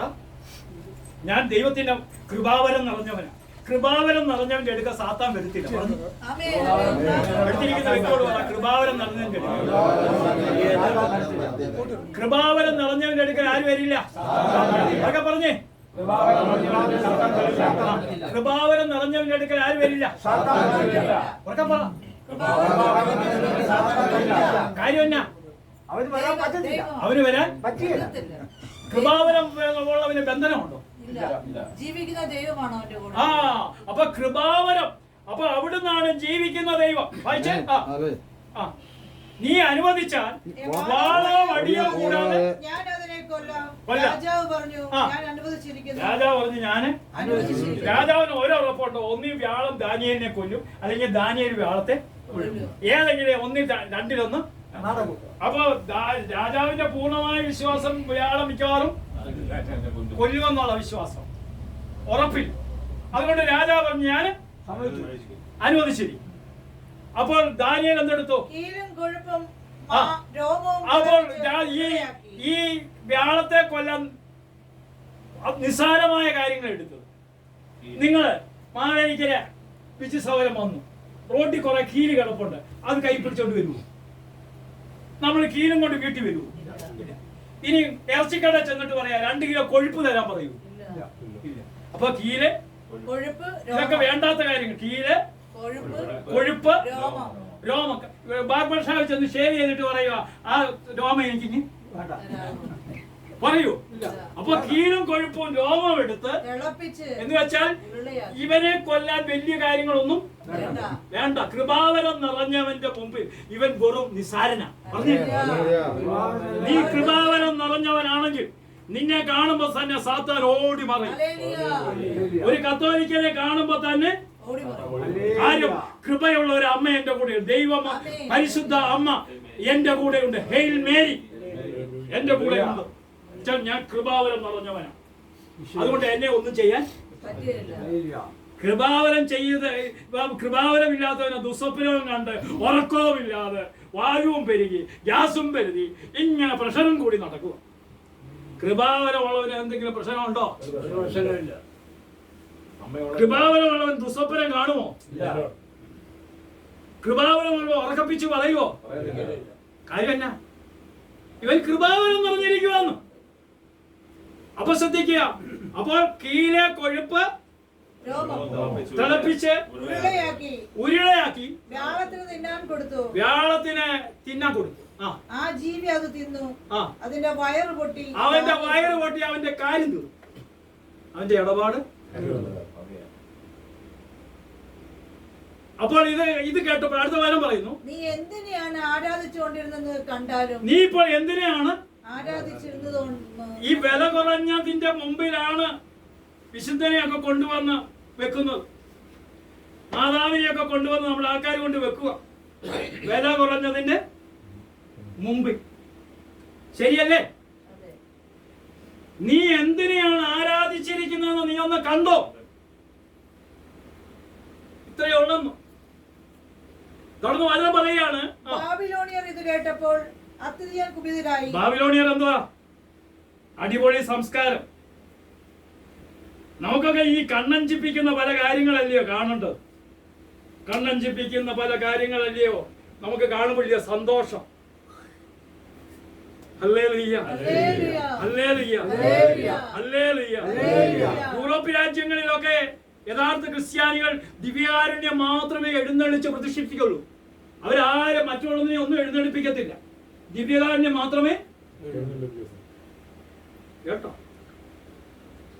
പിടി കിട്ടിയോ? അപ്പൊ പ്രിയ സാധനങ്ങളെ ശ്രദ്ധിച്ചോ. നീ ആരാധിച്ചിരിക്കുന്നത് എന്തിനെയാണെന്ന് നീ കണ്ടാലും രാജാവ് നേരിട്ട് കണ്ട് മനസ്സിലാക്കി. കൃപാവരം നിറഞ്ഞവനെ ഇത് പറഞ്ഞു കൊടുക്കാൻ നിങ്ങളും നമ്മളും എല്ലാം ഒന്നാണെന്ന് പറഞ്ഞാൽ വെക്കുക. അതേപോലെ സെറ്റ് സാരി കൊടുത്ത് സെറ്റ് മുണ്ട് കൊടുത്ത് പൂക്കളം ഇട്ട് ചാടിക്കൊണ്ട് നടന്ന പിന്നെ നീയും അവരും തമ്മിൽ എന്തെങ്കിലും വ്യത്യാസം ഉണ്ടോ? Hallelujah, hallelujah, hallelujah. ഹല്ലേലൂയ. ഞാൻ കഴിഞ്ഞ 9-ാം തീയതി വെഡിങ് ആനിവേഴ്സറി ബ്രദറിനെ വിളിച്ചു പറഞ്ഞല്ലോ. പറഞ്ഞു പ്രിൻസിപ്പലിനെ വിളിച്ചു പറഞ്ഞു. പറഞ്ഞു കഴിഞ്ഞ് അന്ന് വൈകിട്ട് മൂത്ത മോൻ്റെ വന്നിട്ടുണ്ടായിരുന്നു. അവന് ഈ 15-ാം തീയതി പോവുകയായിരുന്നു. അപ്പൊ അവൻ പറഞ്ഞു വീട്ടിലോട്ട് വരണം, എല്ലാവരും കൂടെ അവിടെ വെച്ച് കൂടാവുന്നു. ഒരു കേക്കൊക്കെ മേടിച്ചു. അപ്പൊ ഞാന് 10 ഷർട്ട് അലമാരിക്കകത്തിരിക്കും. രണ്ടാമത്തെ മോനെ കടയിൽ കച്ചവടം തീരെ കുറവ്, കടവാടക കൊടുത്തിട്ടില്ല. 10,000 രൂപ കടവാടക കൊടുക്കണം. അപ്പൊ ഇവൻ വൈകിട്ട് ഒരു ഷർട്ട് മേടിച്ചിട്ടു. ഞാൻ പറഞ്ഞു എന്തിനാണ് അത് ഈ ഷർട്ട് ഇപ്പം വാങ്ങിച്ചു, ഇതിന്റെ ആവശ്യമില്ല, അതൊന്നും പറയാൻ ഇട്ടോളാം. അങ്ങനെ പോയി എല്ലാം ആഘോഷിച്ചു. 12-ാം തീയതി രാവിലെ വിശുദ്ധ കുർബാന കണ്ടുവച്ച് കർത്താവ് കടവാടക കൊടുത്തില്ല. മുതലാളി എപ്പോഴും അവിടെ ഇരുന്നോണ്ട് പോകാനാണ്. കടവാടക 10,000 രൂപ വേണം. ഞാൻ അവിടെ നിന്ന് തിരിച്ചു വന്ന അവസരത്തിലവരുടെ അവിടെ വന്ന് പ്രാർത്ഥിക്കുന്നു പറഞ്ഞു. എന്റെ ബ്രദറെ ഓട്ടോമാറ്റിക്കായിട്ട് ഉച്ചയായപ്പോഴത്തേക്കിന് 20,000 രൂപയുടെ അപ്പൊ എല്ലാ ആവശ്യങ്ങളും നടന്നു. അതാണ് നമ്മുടെ ദൈവം ജീവിക്കുന്ന. നിന്റെ വേദനകൾ ആർക്കറിയാം? നിന്റെ നൊമ്പരങ്ങൾ ആർക്കറിയാം? എന്റെ മോനെ ഇളയ മോനെ ബഹ്റീന്ന് വിളിച്ചു. അല്ല വിളിച്ചിട്ട് പറഞ്ഞു അച്ഛൻ 1,500 രൂപയും അമ്മയ്ക്ക് 1000 രൂപ ഇട്ടിട്ടുണ്ട്. അവന്റെ ഭാര്യയും അവനും കൂടെ കൂടി ഇവിടെ ഈ ചിന്നിച്ചിന്റെ കടയുടെ അപ്പുറം ഒരു സെന്റ് സ്ഥലം വാങ്ങിച്ചു, ഒരു മുറിയായിട്ട്. അതിനകത്ത് അമ്മായിപ്പിനും അളിയനും കൂടെ കച്ചവടം തുടങ്ങുകയാണ്. അവരുടെ അതൊന്നും ഞാൻ വരുമ്പോഴത്തേനും ബാക്കി കാര്യങ്ങൾ ചെയ്തോളാം. അപ്പൊ 2,500 രൂപ ഇന്ന് ഇട്ട് തന്നു. അതും ദൈവത്തിന് ഞാൻ നന്ദി പറയും. ഹല്ലേലൂയ. വിദ്യാർത്ഥി അന്നേരം കുറവ് പറഞ്ഞു. അങ്ങനെ അതൊന്നും പറഞ്ഞിട്ട് കാര്യമില്ല. ദൈവം എല്ലാ മക്കളും അങ്ങനെ ആയിക്കോട്ടെ. നമുക്ക് ആരെങ്കിലും തരുന്നത് പല രീതിയിലും ദൈവം തരുന്നു. ഹല്ലേലൂയ. ഹല്ലേലൂയ. കാരണം അവിടുന്നാണ് ദൈവം ജീവിക്കുന്നത്. ജീവിക്കുന്ന ദൈവം. ദൈവം. ഹല്ലേലൂയ. ഹല്ലേലൂയ. അപ്പൊ ഇവിടെ വചനം പറയാണ്, നീ എന്തിനെയാണ് ആരാധിച്ചതെന്ന് കണ്ടാൽ. വായിച്ചേ, ബാബിലോണിയർ ഉറക്കെ വായിച്ചേ. കുപിതരായി രാജാവിനെ ബാബിലോണിയർ ഇത് കേട്ടപ്പോൾ അത്യന്തം കുപിതരായി. കഴിഞ്ഞ രണ്ട് ദിവസത്തിന് മുമ്പ് ഒരു വിശുദ്ധനായ വൈദ്യം വിളിച്ചിട്ട് പറഞ്ഞു, വേറെ ഈ ഇടവേ വലിയ പ്രശ്നമാണ്. എന്താ? കഴിഞ്ഞ വർഷം വരെ ഇരുന്ന അച്ഛൻ ഓണമൊക്കെ പള്ളിയിൽ ആഘോഷിച്ചു. ഞാൻ അതിനെതിരായതുകൊണ്ട് കുറെ ബാബിലോണിയർ ഇവിടെ വന്നിട്ടുണ്ടെന്ന് പറഞ്ഞു തീർക്കാൻ. ഇതാണ് ബാബിലോണിയൻ സംസ്കാരം. നമുക്ക് എല്ലാവരുടെയും കുഞ്ഞിനെ പ്രീതി നേടണം. ആരുടെ പ്രീതി നേടണം? അവരുടെയും പ്രീതി നേടണം, ഇവരുടെയും. ഇത് നടക്കട്ടെ. അപ്പൊ ബാബിലോണിയർ ഇത് കേട്ടപ്പോൾ അത്യധികം കുപിതരായി അത്യധികം കുപിതരായി. രാജാവിനെതിരെ ഗൂഢാലോചന നടത്തി. അവർ പരസ്പരം പറഞ്ഞു, രാജാവ് യഹൂദനായിരിക്കുകയാണ്. രാജാവ് ആരായിരിക്കുക? യഹൂദൻ. യഹൂദൻ എന്ന വാക്കിന്റെ അർത്ഥം സ്തുതിക്കുന്നവൻ. 150 സങ്കീർത്തനത്തിൽ സഹനം വന്നാലും വേദന വന്നാലും പരദേശിയായാലും പീഡനമേറ്റാലും എപ്പോഴും സ്തുതിക്കുന്നവന്റെ പേരാണ് യഹൂദൻ. ഹല്ലേലൂയ. രാജാവ് യഹൂദനായെന്ന് പറഞ്ഞാൽ രാജാവ് ഏക ദൈവത്തിൽ വിശ്വസിക്കുന്നവനായി മാറി. ആരുടെയും മനുഷ്യന്റെ കാൽ തൊട്ട് വന്ദിക്കുന്നവനല്ല യഹൂദൻ. അന്നും ഇന്നും മനുഷ്യന്റെ കാൽ തൊട്ട് അവൻ വന്ദിക്കത്തില്ല. അതാണ് യഹൂദന്റെ പശ്ചാത്തലം. യൂദന് ഒരേ ഒരു ദൈവമേ ഉള്ളൂ, യഹോവയാം ദൈവമൻ ഇടയനത്രേ. അതുകൊണ്ടാണ് ദാവീദ് പറഞ്ഞത്, ഓ യഹോവയായ ദൈവമാണ് എന്റെ ഇടയൻ. എന്റെ ഇടയൻ അവനാണ്. ആ ദൈവമാണ് നമ്മുടെ ദൈവം. ഒരു ദൈവമേ ഉള്ളൂ. ത്രിയേക ദൈവമാണെങ്കിലും ദൈവം ഏകനാണ്, പക്ഷെ ഏകാന്തനല്ല. ദൈവം ഏകനാണ്, ഏകാന്തനല്ല. ഹല്ലേലൂയ. അപ്പൊ രാജാവ് ആരായിരിക്കുകയാണ്? യഹൂദനായിരിക്കുകയാണ്. അവൻ ബേലിനെ നശിപ്പിച്ചു. വ്യാളത്തെ കൊന്നു. പുരോഹിതന്മാരെ വധിച്ചു. ഇവൻ കാരണം പല ദോഷങ്ങളായി ഇവിടെ. ഇവൻ കാരണം ബേലെന്ന് പറയുന്ന ദേവനില്ലാതായി പോയി. ഇപ്പൊ അവസാനത്തെ ഒരു പിടിവള്ളിയായിരുന്നു വ്യാളം. അതുകൂടെ പോയി. അതുകൊണ്ട് എന്താ വേണം?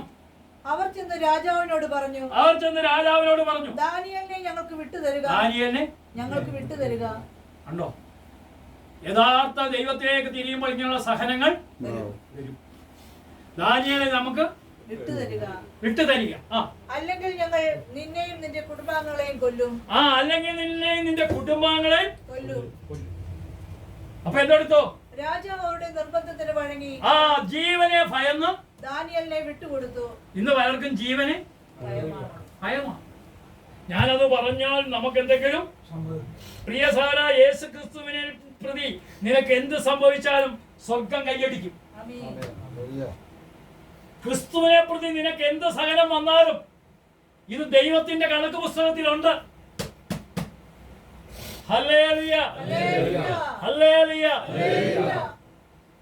അപ്പോൾ എന്തെടുത്തു? വചനം വായിച്ചേ. അവർ ദാനിയേലിനെ സിംഹങ്ങളുടെ കുഴിയിൽ എറിഞ്ഞു. അപ്പോൾ ദൈവത്തിന്റെ മകൻ ഇപ്പോഴാണ് കിടക്കുന്നത്. നീ ഏത് സിംഹക്കുഴി കടന്നാലും നിന്നെ കാണുന്ന ഒരു ദൈവം ഇവിടെ വന്നിട്ടുണ്ട്. ചിലപ്പോ കടബാധ്യതയുടെ സിംഹക്കുഴിയായിരിക്കാം, രോഗത്തിന്റെ സിംഹക്കുഴിയായിരിക്കാം, മക്കളെ കുറിച്ചുള്ള അസ്വസ്ഥയുടെ സിംഹക്കുഴിയാണ്. ഏത് പ്രശ്നമായാലും ഈ സിംഹക്കുഴിയിലേക്ക് ഇറങ്ങി വരുന്ന ഒരു ദൈവമാണ് എന്റെ ദൈവമെന്ന് നീ വിശ്വസിക്കണം. സിംഹക്കുഴി വേണ്ടാന്ന് ദൈവത്തിന് വെക്കാമായിരുന്നു. വേണ്ടാന്ന് വെച്ചോ? സിംഹക്കുഴി ഉണ്ട്, പക്ഷെ ഞാൻ നിന്റെ കൂടെ. നീ ഇപ്പൊ ചില സിംഹക്കുഴിയിലായിരിക്കാം കിടക്കുന്നത്. ഇവിടെ ഇരിക്കുന്ന ചിലരൊക്കെ ചില സിംഹക്കുഴിയില, പക്ഷെ ആരുണ്ട് കൂടെ? ഈ കുഴിയിൽ നിന്ന് തന്നെ കര കയറ്റും. ഉറപ്പുള്ള ഒരു കല ഉയർത്തി ഒരു 5 കല്ല്.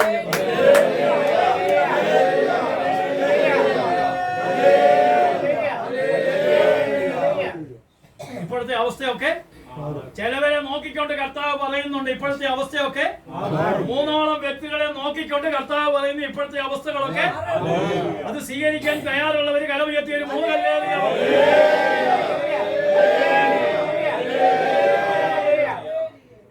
അപ്പൊ ജീവിതത്തിന്റെ സിംഹക്കുഴികള് വേണ്ടാന്ന് വെക്കണോ? അതാണ് ഈ സിംഹക്കുഴികളാണ് എന്നെ കൃപാവരത്തിലേക്ക് നയിക്കുന്നത്. ഈ സിംഹക്കുഴി ഇല്ലായിരുന്നെങ്കിൽ ഞാൻ ഈ ഇവിടെ വചനം കേൾക്കാൻ വരുമോ?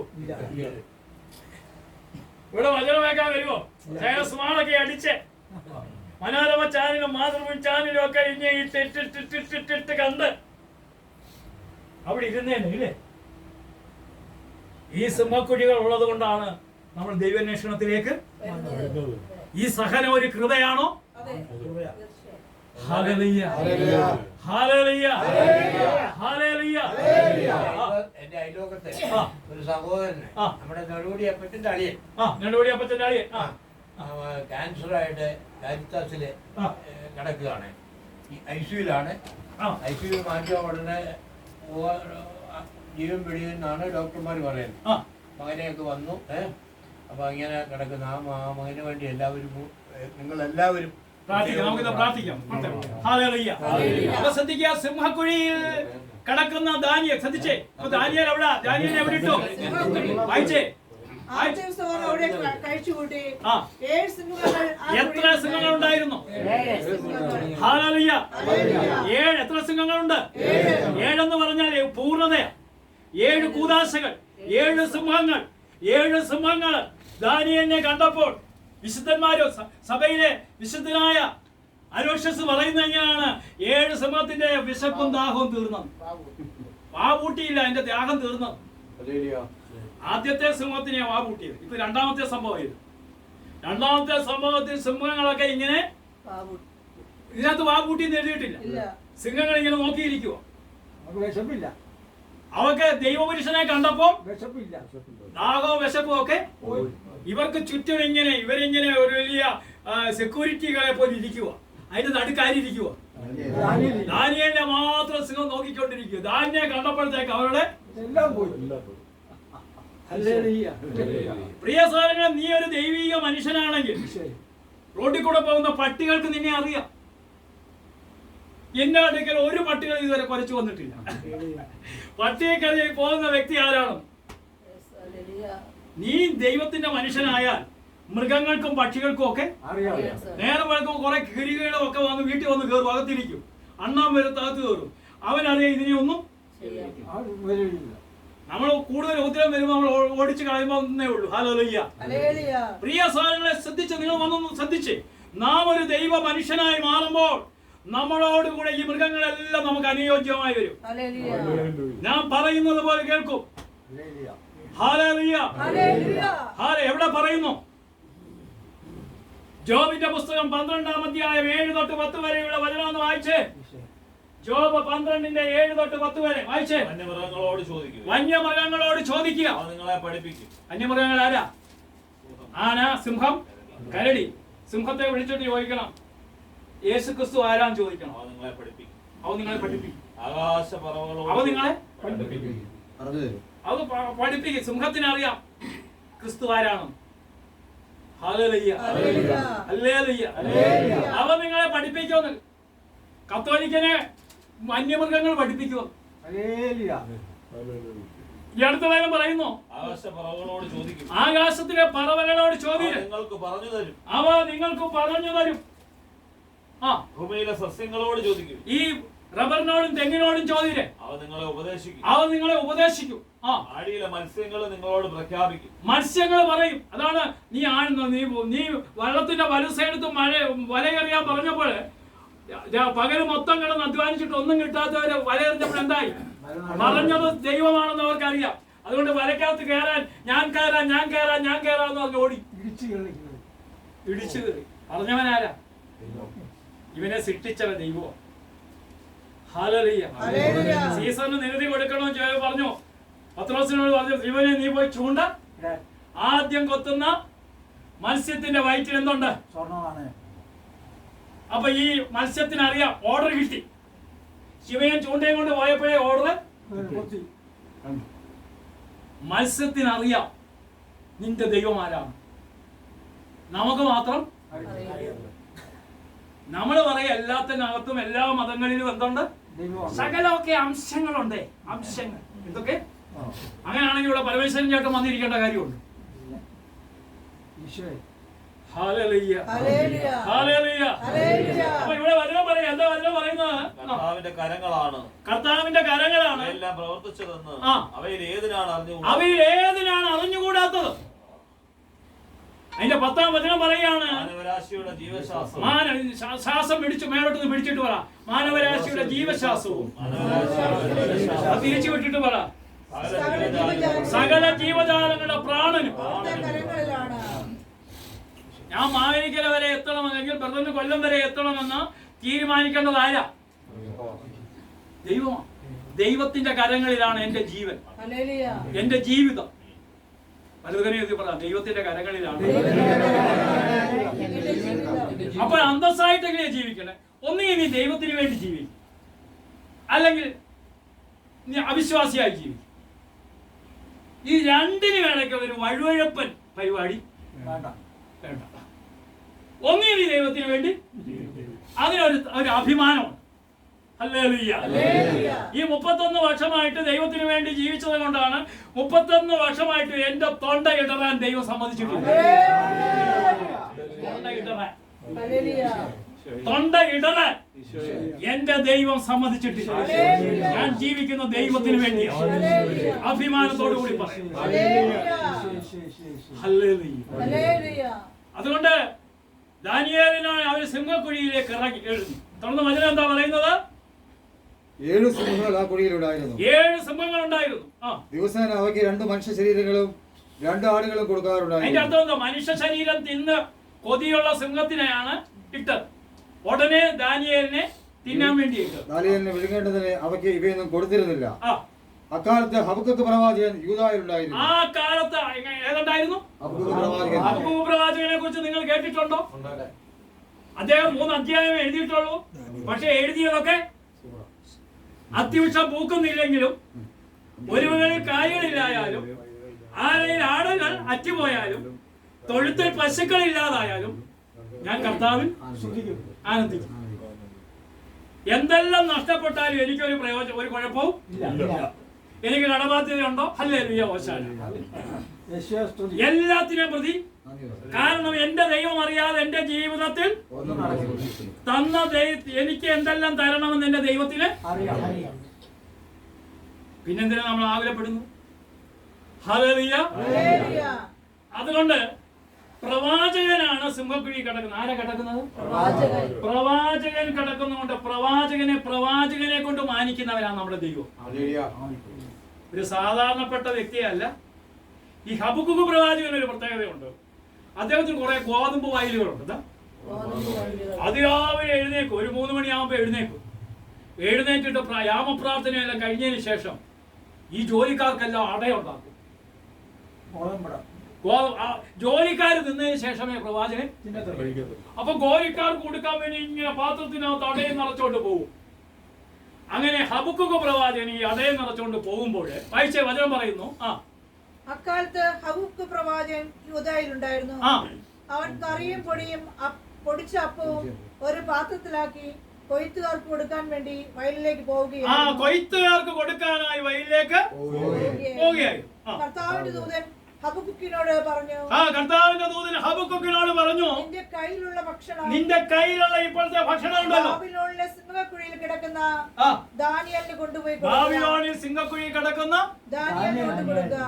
എവിടെ? ബാബിലോണിൽ ദാനിയേൽ പ്രവാചകൻ കിടക്കുന്ന സിംഹക്കുഴിയും ഹബക്കൂക്ക് പ്രവാചകൻ പോകുന്ന സ്ഥലവും തന്നെ 2000 കിലോമീറ്റർ വ്യത്യാസമാണ്. അന്ന് പ്ലെയിൻ ഉണ്ടോ? ഈ സിംഹക്കുഴി എന്ന് പറഞ്ഞാൽ 30 അടി താഴ്ച ഒരു സിംഹക്കുഴി. ഏറ്റവും താഴ്ച എത്ര? 20 അടി താഴ്ചയാണെങ്കിൽ അവൻ ചാടിക്കും. അതുകൊണ്ട് ഏറ്റവും കുറഞ്ഞ 30 അടി. എത്ര? അപ്പൊ 30 അടി താഴ്ചയുള്ള സിംഹക്കുഴി പ്രവാചകൻ കണ്ടിട്ട്. അപ്പൊ ദൂതനോട് പ്രവാചകൻ എന്ത് പറഞ്ഞു? നിന്റെ കയ്യിലുള്ള ഭക്ഷണം ആ. ബാബിലോണിലെ സിംഹക്കുഴിയിൽ കിടക്കുന്ന ദാനിയേലിന് കൊണ്ടുപോയി കൊടുക്കുക. ദാനിയേലിന് കൊണ്ടുപോയി കൊടുക്കാൻ പറഞ്ഞു.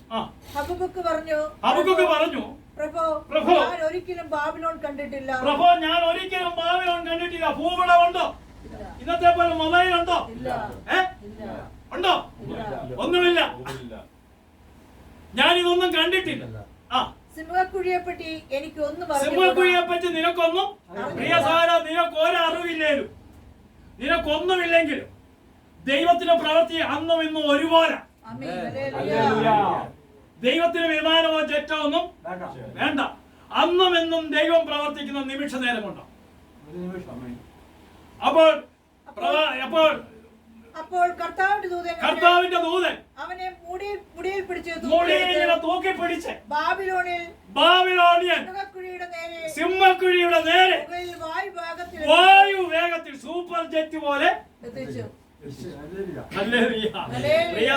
നീ ഏത് സിംഹക്കുഴി കടന്നാലും നിന്റെ ജീവിതത്തിലേക്ക് ഇറങ്ങി വരുന്ന ഒരു ദൈവം ഇപ്പോൾ എന്റെ അരികിലുണ്ട് എന്ന് വിശ്വാസമുള്ളവർ മാത്രം കരങ്ങളിൽ എത്തുന്ന ശ്രദ്ധിച്ചേ.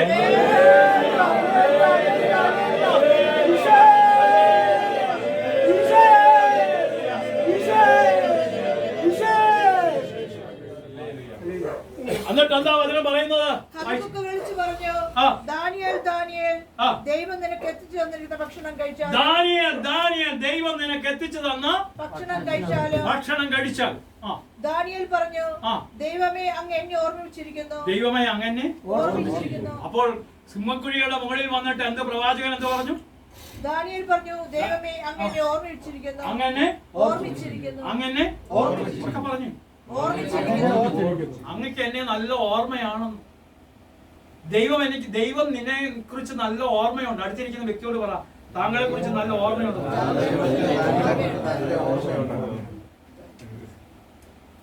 ആരെല്ലാം മറന്നാലും നിന്നെ.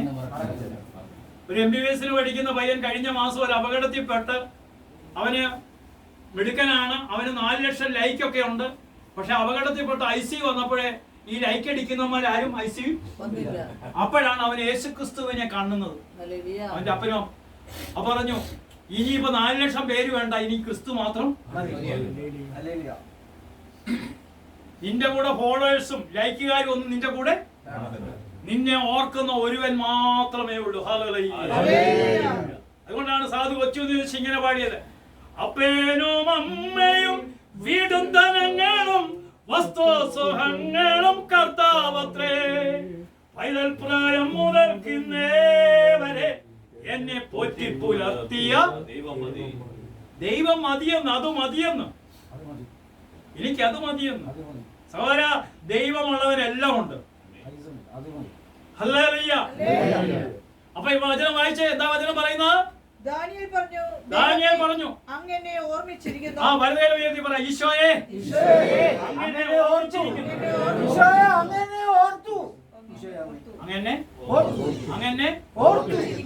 പ്രിയ സഹോദരങ്ങളെ, കൊല്ലത്ത് ഒരു 8 വർഷത്തിന് മുമ്പ് ഇങ്ങനെ വചനം പ്രസംഗിച്ചുകൊണ്ടിരിക്കുമ്പോൾ 15 ലക്ഷം രൂപ കടബാധ്യതയുള്ള വ്യക്തിക്ക് 2 ദിവസം കഴിഞ്ഞ് ജപ്തി വരിക. ഞാനിങ്ങനെ വചനം പറഞ്ഞു, ദൈവമേ അങ്ങനെ. അപ്പം ഞാൻ ഈ പോയതിലേക്ക് ഭർത്താവ് ആത്മാവ് ഇങ്ങനെ പറഞ്ഞു, ഇതാ കടബാധ്യത ജപ്തി നടപടിയിലേക്ക് പോയ ഒരു മകനെ കർത്താവ് കാണുന്നു, തൊടുന്നെന്ന് പറഞ്ഞു. 12,000 പേര് വരുന്ന യോഗത്തിൽ ആ വ്യക്തി എഴുന്നേറ്റെന്ന് പറഞ്ഞു, അത് ഞാനാന്ന് പറഞ്ഞു.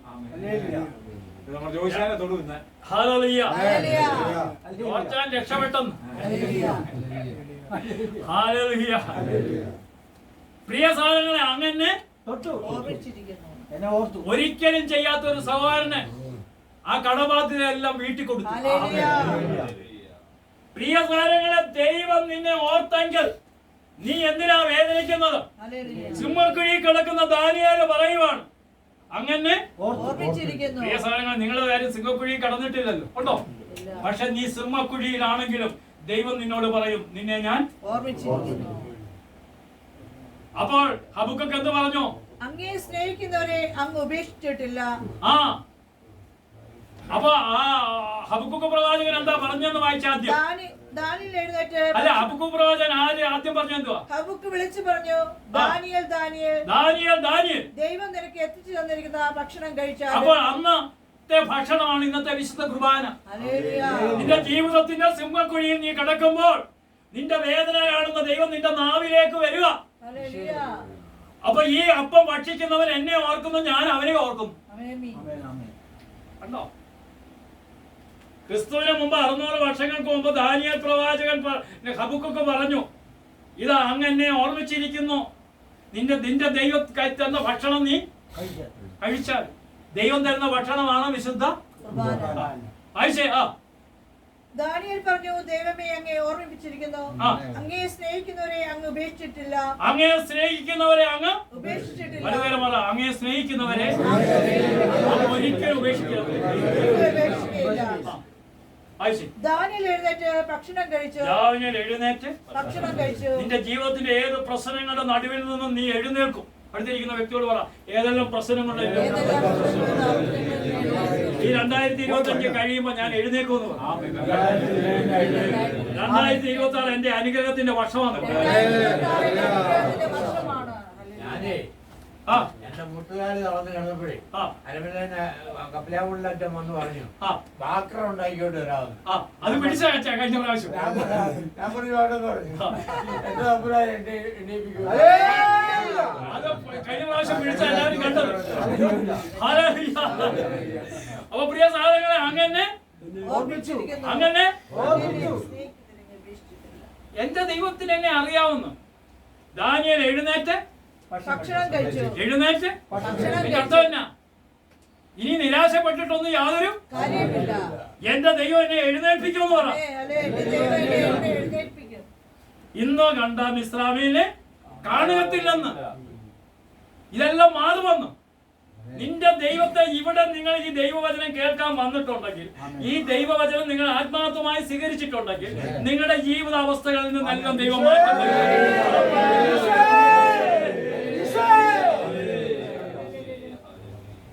അങ്ങനെ അങ്ങനെ ദാനിയേൽ എഴുന്നേറ്റ് ഭക്ഷണം കഴിച്ചു. കർത്താവിന്റെ ദൂതൻ ഉടൻ തന്നെ ഹബക്കുക്കിനെ അവന്റെ സ്ഥലത്തേക്ക് മടക്കി. കർത്താവ് ഒരു പ്രവൃത്തി ചെയ്താൽ അത് പൂർത്തീകരിക്കും. അവനെ ഹബക്കുക്കിനെ കൊണ്ട് വിട്ടു. 7-ാം ദിവസം കണ്ടോ, രാജാവ് ദാനിയേലിനെ പ്രതി 7-ാം ദിവസം നബൂഖദ്നേസർ രാജാവ് വിചാരിച്ചു, 7 സിംഹങ്ങൾ ഒരാളെ തിന്നു കഴിഞ്ഞാൽ മുടി പോലും കാണാത്ത ദാനിയേൽ ഇനി അവിടെ ഉണ്ടോ? സിംഹത്തിന്റെ കുഴിയിൽ ചെന്ന് നോക്കുക. അവൻ വന്ന് സിംഹക്കുഴിയിൽ നോക്കിയപ്പോൾ ദാനിയേൽ അവിടെ ഇരിക്കുന്നത്. നിന്റെ ജീവിതം കണ്ടും മറ്റു പലരും പറയും, എടാ ഇവൻ വിളിക്കുന്ന ദൈവം നിസ്സാരക്കാരൻ. എന്റെ ദൈവം നിസ്സാരക്കാരനല്ല. എന്റെ കുടുംബത്തെ അവൻ കൈവിടുകയില്ല. എന്റെ ജീവിതത്തിൽ എന്തെല്ലാം പ്രശ്നം ഉണ്ടെങ്കിലും അത് മാറും. മാത്രം കലകളിൽ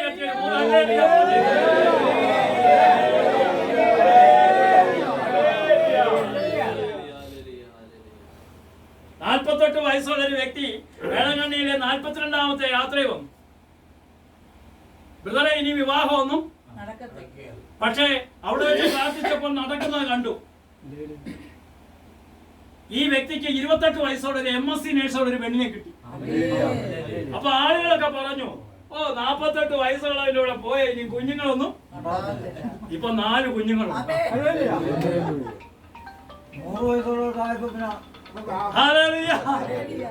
പ്രിയ സഹോദരങ്ങളെ, ശ്രദ്ധിച്ചേ, നിന്റെ ദൈവത്തിന് അസാധ്യമായി ഒന്നുമില്ല. അപ്പോൾ ദാനിയേൽ അവിടെ ഇരിക്കുന്നത് കണ്ടപ്പോൾ ഈ രാജാവ് എന്ത് പറഞ്ഞു? രാജാവ് അത്യുച്ചത്തിൽ വിളിച്ചു പറഞ്ഞു, കർത്താവേ, ദാനിയേലിന്റെ ദൈവമേ, അങ്ങ് അത്യുന്നതനാണ്.